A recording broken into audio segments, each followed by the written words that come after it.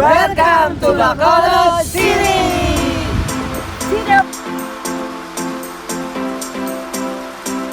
Okay, so ito yung legit Bacolod Inasal.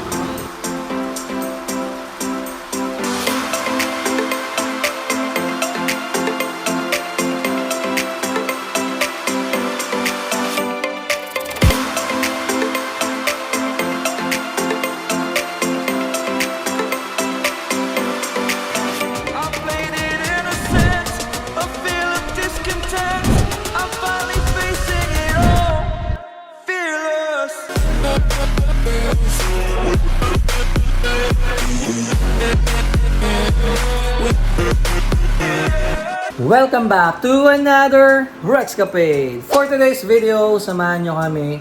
Pupunta kami ng Bacolod mula dito sa may Guimaras. Guys, right now, nandito pa kami sa Guimaras. So, nagpapak na kami ng things dahil in a while, mag-check out na kami. So, by the way, dito kami nagstay sa may Alibuhod Cove dito sa may Guimaras. Yan. Maganda yung beach. Alubihod pala, Alubihod Cove. Maganda yung beach na rito, guys. Mas maganda yung ambience dito as compared sa kabila sa Raymond. Kasi last time na nagpunta ako dito, sa Raymond kami nagstay. Pero mas gusto ko to dito sa Alubihod. It's time to leave Guimaras. Yan, so kapag check out nyo naman dito, guys, so check out dito is 12 na tanghali. So tatawag lang kayo ng tricycle para maihatid ulit tayo papunta dun sa may Jordan Wharf. Yan. So mabilis naman makatawag ng tricycle yan. Meron na agad kami nakuha.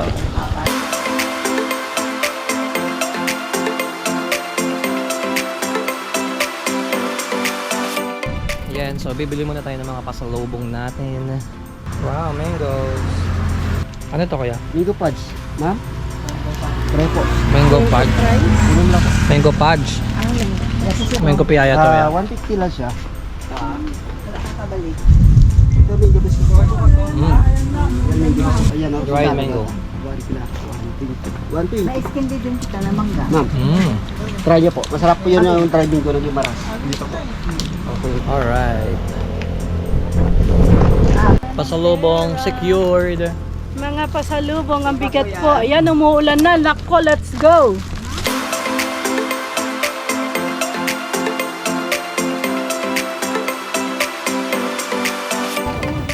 Andito na kami ngayon sa may Jordan Ferry. Yan. So, ang binayad namin sa tricycle is 500 pesos. Bibili na kami ng ticket ngayon pabalik ng Parola, Iloilo. Kasi doon tayo sasakay ng Roro. Okay, syempre bago tayo sumakay ng ferry, so registration muna tayo. Ito yung ferry natin. Okay guys, so nandito na kami ngayon sa may Iloilo Ferry Terminal. So iba to doon sa Parola Wharf kanina. So siguro mga 5 minutes lang na taxi, nandito ka na. Ito kami bumili sa may Ocean Jet. Ayun, sakto lang kami. Ang boarding na is 2:30 PM. Yan, meron din Montenegro Lines, pero mas mabilis tong Ocean Jet. Magkano isa? 600? 600. Okay guys, so waiting na kami dito. Waiting. Okay. Yan, so dito sa Guimaras, sikat tong Putulanson. So meron din naman sa Manila nito. Para siyang kamuting kahoy na may bukayo sa gitna. Okay, and then itong suma na may bukayo. Alright, let's eat habang na-waiting. So, tikman natin guys. Kamuting kahoy na may bukayo sa loob. Meron sa Manila nito, pero yung sa Manila, kulay puti. Color white. Oo, inaalmusal natin to. Kulay puti yun sa Manila. Ito kulay dilaw. Okay guys, it's boarding time. So, Ocean Jet tayo today. Ay! Ay, putik. Patay lang. Kapapranin na naman siya, Ana Fritz. Pagod ako. Ibalit niyo na ako sa may sasakyan. Ikaw ba naman mag-water? Pagod pa niya lang na bago pa.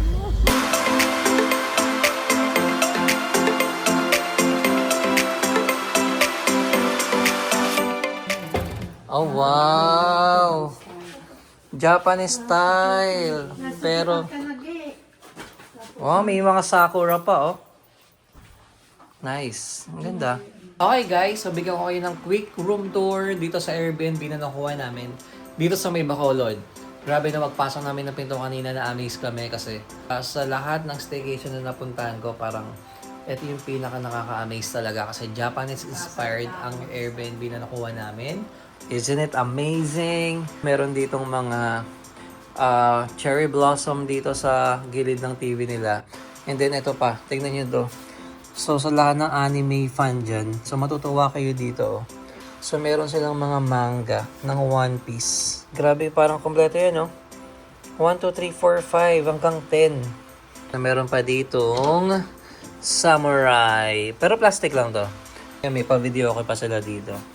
So tingnan nyo yung painting, grabe. Siguro Japanese yung may-ari talaga nito, no? Kasi ang ganda ng pagkakaano niya, ang ganda ng pagkaka-interior nung place. Yan, so uupo dyan, naka-Japanese sitting position ka, di ba? Tapos may cherry blossom ulit sa gitna. Amazing! At meron tayong mga complimentary coffee dito. May creamer, may tea, may white sugar. Meron tayong aircon. Pinaka-importante sa lahat, meron tayong wifi. Ay, wow! Ala! May kimono! Gaging dami. Japan na Japan! Ala! May mga sapatos ng hapon! Ayun mo! May tsinelas talaga ng hapon! Oh! Japan experience na talaga to. Talagang Japan Ito ang dami pa, oh. Kaya nga, iba-iba. Oh, apat! pwede kang mag-costume dito. Oo, pwede. Tapos ito yung nilalagay sa likod, oh. Oh, tingnan nyo naman yung bed, ah. Diba meron silang Japanese umbrella, oh. Oh. Ang galing. Onigashima! Nice. In fairness. Sumimasen! Konbanwa! Konnichiwa! Arigato, mamate wa, arigato. Konnichiwa! Sayonara. Yung konnichiwa nakabang sa libreng kape. Wala, mayroon pa mga ano, oh. Japan talaga siya, ano? Oh, di ba may mga ano pa sila, oh. Best yung kimono. Ala, May picture ka dyan. Binibet na nila yung gustong kuhaan. nice, ang ganda. Ito, ang ganda ng kimono. Shot mo lang, dali ba? Ano na tayo? Dali ba? Mamaya mag-picture tayo. Diba, ang ganda ng kimono. Ang galing. Bago? Eh, sabi nga niya, ilang araw daw na stay yung room ng bakante. And ayan, so nakikita nyo naman yung mga chinelas namin. So meron sila ditong ano, home sleepers. Ayan. So nakakahiya maglakad ng nakachinelas dito. Kaya ayan, nagpalit kami bilang Japanese inspired tong room na to. So bawal magpasok ng sleepers kahit sa anumang part ng room.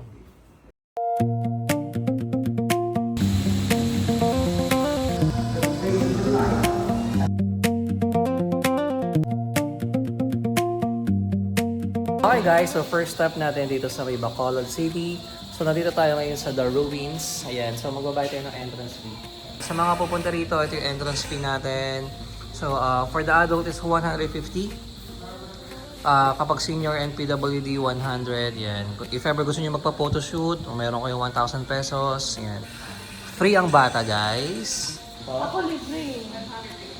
Pagka-libre. Children. I'm a child. Children. You know, from brain to body and soul. Okay, so itong The Ruins is mga 10 minutes lang from dun sa Mesavire. Kaya mga naghanap ng Airbnb dito sa Bacolod, try nyo yung Mesavire, ang ganda. Second time ko na rito, pero mas maganda siyang last time na pumunta ako dito is daytime. So wala pang mga ilaw-ilaw. So ngayon makikita ko siya ng may ilaw. Kaya makikita natin yung difference. Kung ano ba yung magandang puntahan, yung gabi ba or yung umaga. So feeling ko yung gabi. Welcome to The Ruins.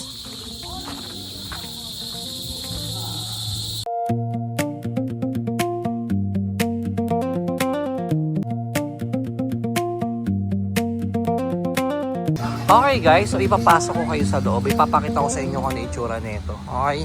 As in, mas maganda siya talaga paggabi. Mas appealing yung itsura niya paggabi. Yan, so meron mga bilyan ng souvenir din guys. Ito. Yan. Wow. Yan, so pwede ko maupo rito habang nakikinig ka dun sa history ng ruins. Yan. So ayun guys, content trivia lang. Itong The Ruins is isa siyang mansion before. Tapos nasunog to nung World War II. Tapos ito na yung natira. Naging skeletal mansion na siya. And then yan, naging romantic. Very romantic pag nandito ka talaga. Yun nga lang, medyo mahal yung entrance guys. Is 150 pesos. Kasi may mga restaurant naman dito. May mga bili ng souvenir na pwede mong pasalubong. Okay guys, so I can tell na mas magandang pumunta rito ng gabi. Kasi pag pumunta ka ng dito, ng araw dito ng daytime, wala lang, para lang siyang lumang building na basta. iba yung feeling niya kapag gabi, iba yung itsura niya pag gabi, iba yung ambience niya kapag kagabi. Tignan mo naman guys, diba? So ibang-iba kapag daytime. And by the way guys, itong The Ruins is located dito sa may Talisay, Bacolod and open from 9 a.m. to 8 p.m. Thank you, Kagan! Lasang tama. Okay, so next stop, nandito kami ngayon sa may The Row, parang parang mini mall sa tabi ng Citadines or Citadines. Kakain kami for dinner. So nandito kami para dun sa Nena's Bet Chicken Inasal, one of the best daw yun dito sa sa Bacolod. Alright, so nandito na tayo ngayon sa Nena's Bet Chicken Inasal.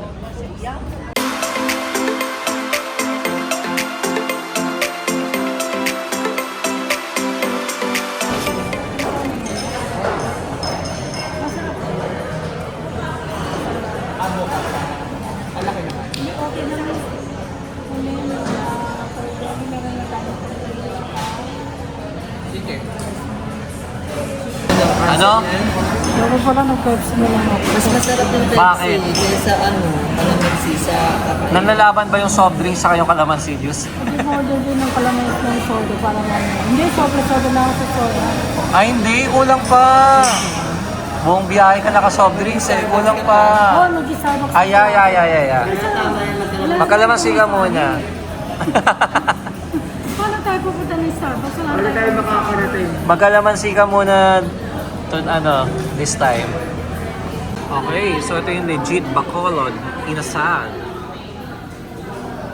Hindi mo walang ating The Legend of Salmon from Mang Inasal. Ilalagay natin ang toyo.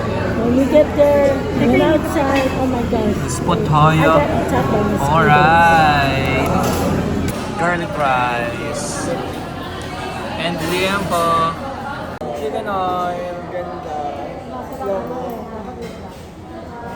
Ganda ng pagkakabuhat.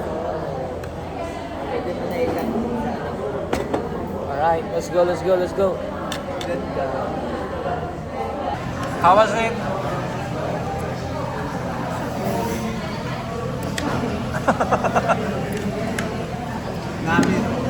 Namin. Ram, lasang inasal. Hindi, parang may aftertaste sa dulo. Nawala sa Mang Inasal.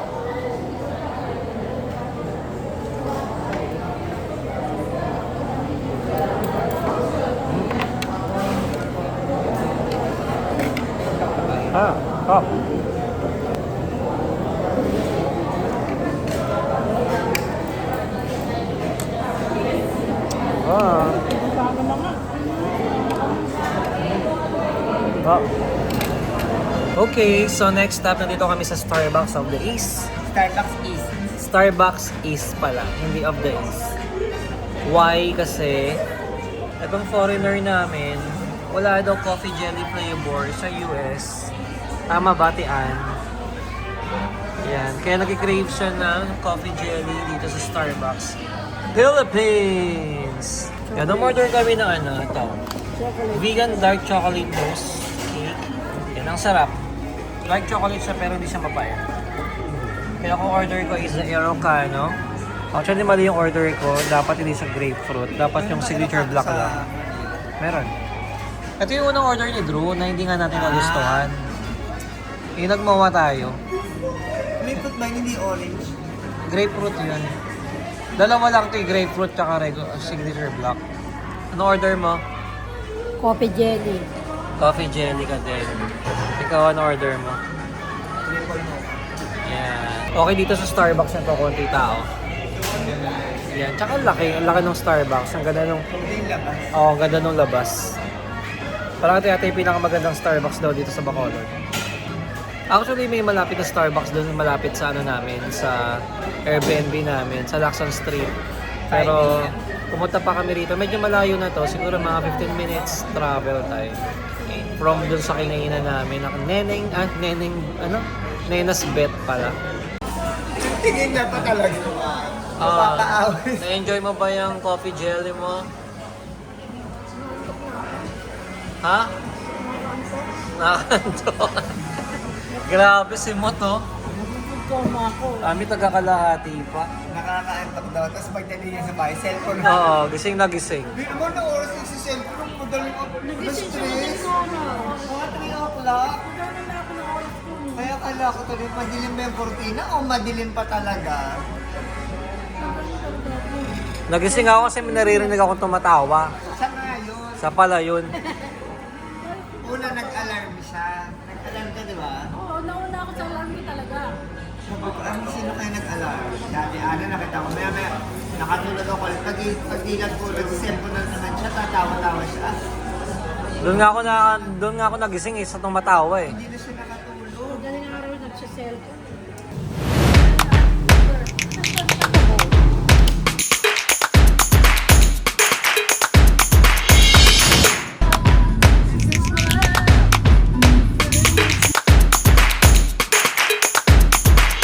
Okay guys, so nandito na kami sa Cadiz Port, and by the way, ang biyahe ng bangka nila ay 7 AM, 9 AM, and 11 AM.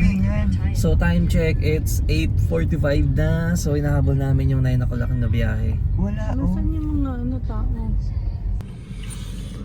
Oh no, mali yung aming napuntahan. Support na talaga to, dapat ferry terminal, no? Oo, yun ang dapat. Hindi. Nakalagay dun, di ba? Ano lang. Sabi, Cadiz Port Oh lang. yeah, ito Cadiz Port. Wala mga tao. Kaya nga.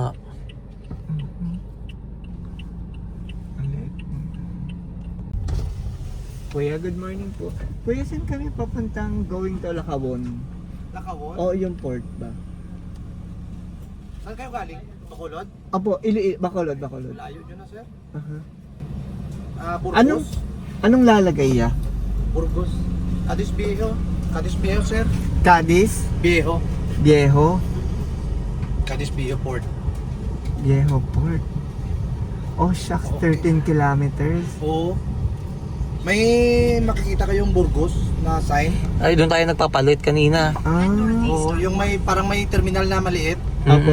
Doon kayo kakanan. Okay po. Yung Viejo. Thank you kuya. Thank you kuya. Thank you po. Arrival 9:14. Takbo. Picture, takbo. Aabot ba tayo? Pag hindi tayo inabot dun, tayo lumangoy. Lamunin natin. Tayo na yung lumangoy. Mag-rent na lang tayo ng best, mura pa. Titingnan natin kung aabot tayo dun sa 9 o'clock na boarding. I guess. Kasi after nung 9 o'clock, 11 AM na yung next na boat ride. To. Ito, this one, Ito. turn right. Yes, sure. Oh, mano. Oopsie. Ano? Hindi mo ko nakikita. Ako pwede naman mag-park sa to. Babe. Nakabook online, sir. Abat, hindi. Later lang kami, walk in. Pero abot pa? Okay, thanks. Kaya nga, nilabo namin. Nagkamali kami nung napunta. Napunta kami sa kabilang Cadiz Port. Umabot. Alright, nagkaligaw-ligaw. Alright, umabot kami guys. Woo!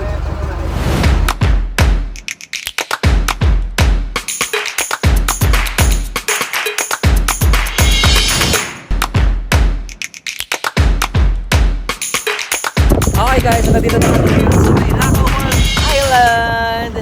Yes, finally, nandito na kami, umabot kami.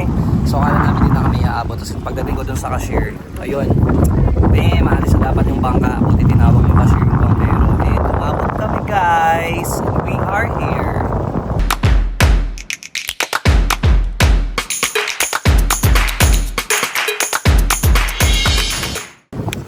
By the way guys, ang travel time natin is 20 to 30 minutes. So gano'n lang kabilis ng bangka. Mula doon sa may Cadiz Viewport papunta dito sa Vilacawon. Okay, so una natin gagawin na hanapin natin yung cottage natin. So nasa Umbrella Cottage number 7 tayo.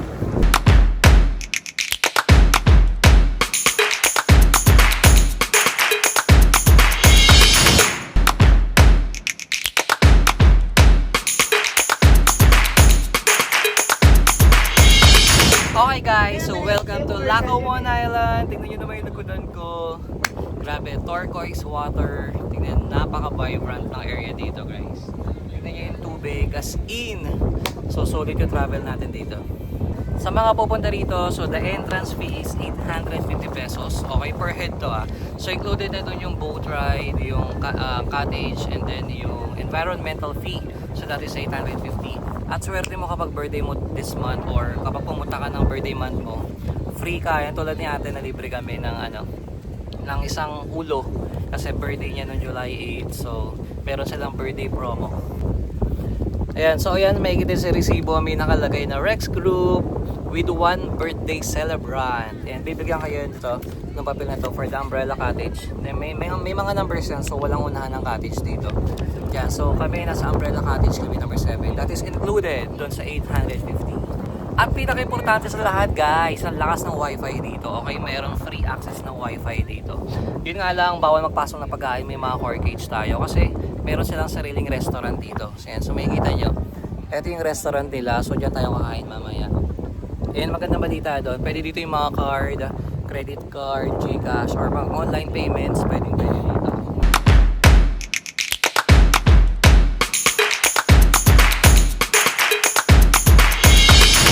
Okay, time check guys. It's 10:30 in the morning. Hindi pa kami nagbe-breakfast. So, magbe-breakfast kami by the beach. Yeah, so say hi to my vlog. Hi! Kamusta yung trip mo papunta rito? Happy! Nakalibre na ang isang ulo. Yeah. Birthday ko kasi. Nakalibre ng 800. Birthday month. Yeah, right? Kamusta yung beach? Napakaganda ng beach. Tapos, less yung crowd. So, ma-appreciate mo talaga. Ang ganda. Talaga. Oo. Sulit naman siya for the price. Punta na. Nag-iisip. How are you? Nag-iisip siya. Nag-iisip. Nag-iisip siya nagsasabihin. Hindi, iniisip ko kasi. Sabi niya, bakit ako hindi libre? Eh, hindi mo naman Birthday, birthday ko kahapon eh. Hoy, may birthday mo, may toyo ka nga eh. Birthday ko kahapon, hindi ako libre. It's not fair. Okay naman, yung beach niya. Maganda naman siya, tsaka yung location. Okay. Tingnan mo yung kulay ng water, di ba? Yan naman lang yung kulay ng biscuit ko. Di ba? Yes, rosy chick! Rosy chick! Tingnan mo. Chick check! Let's try the food first. Yes, Bakit okay. walang masahe? Yan lang. Ako papasok sa... Kailan libre? Kung kailang libre, sayang. Titreat ko sana sa massage kaso. City na lang daw. Binulungan ko yung waiter, sabi mo, walang massage dito. No, baka sa SM meron. So nakaligtas tayo guys. Okay guys, so medyo matagal yung serving nila. So nakintay kami ng more than 1 hour ata. Okay, so food natin for today's lunch. Meron tayong Bicol Express, meron tayong barbecue, pancit guisado, and sinigang. Okay guys, so hindi tayo masyado makapag-vlog dahil medyo malakas yung music sa gilid natin. Okay yung ano nila, yung Bicol Express, masarap yung Bicol Express. Ganito na kalit yung barbecue nila, pero malasa. Okay, special buko delivery. Ay, kanina ba to? Kay Richard ba? Nagalo-halo na siya eh. Alright. Chilling in the morning by the beach. Alright. First tayo ng ano. So halo-halo by the beach. Oo, ang laki nga nung halo-halo niya. So while chilling, si Anna Fritz.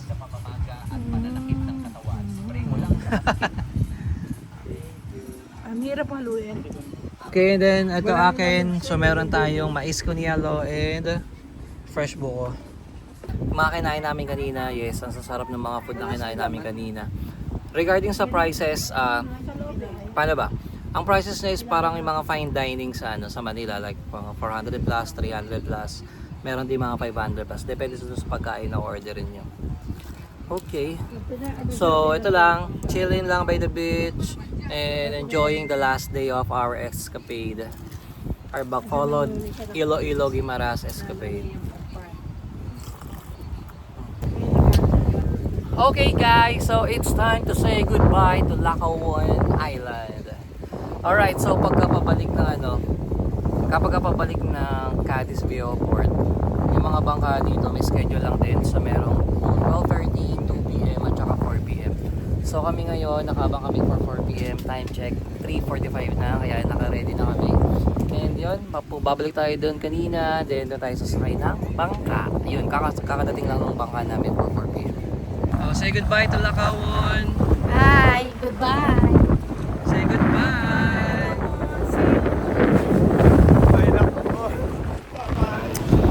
Okay guys, so nandito na kami ngayon sa airport, Sila Airport. Yan, okay. So alam niyo na the last ang huling pagpapanik bago mag-check-in.